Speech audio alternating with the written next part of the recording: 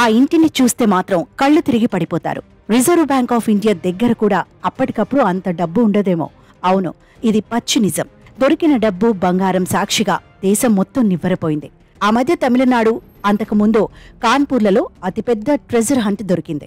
IT దాడుల్లో దొరికిన అతిపెద్ద అమౌంట్ ఇదే కావడం విశేషం. ఇంట్లోని బీరువాలు, అల్మారాలు, పరుపులు, మంచాల కింద ఎక్కడ చూసినా డబ్బు సూట్ కేసులే.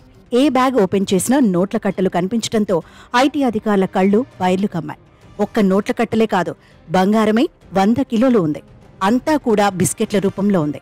100 కిలోలు అంటే మాటలు కాదు. పెద్ద పెద్ద బంగారం షాపులు సైతం 100 కేజీల బంగారాన్ని తమ వద్ద ఉంచుకోరు. 100 కేజీల బంగారం మాత్రమే కాదు, 1000 కోట్ల విలువ చేసే ఆస్తులకు సంబంధించి డాక్యుమెంట్లు కూడా లభ్యమయ్యాయి. ప్రస్తుతం ఇదంతా లెక్కించే పనిలో చాలా బిజీగా ఉన్నారు ఐటీ అధికారులు.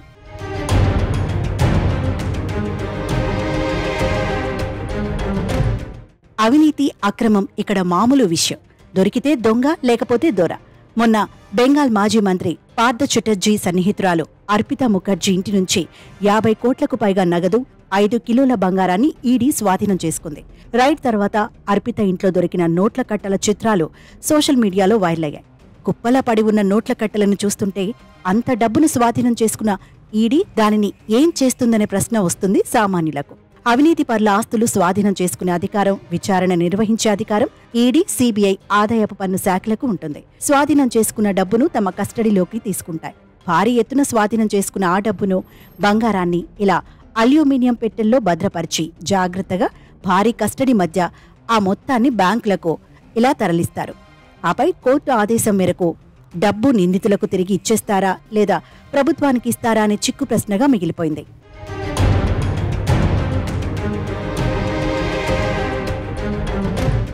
దాడులు జరిగిన తర్వాత సీజ్ చేసిన అమౌంట్ను కోర్టులో సమర్పిస్తారు.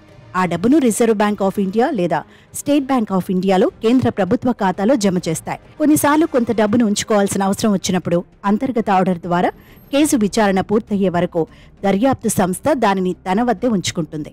బంగారం, వెండి ఆభరణాలు, ఇతర విలువైన వస్తువులు జప్తు చేసి ప్రభుత్వ గోదాంలో నిక్షిప్తం చేస్తారు.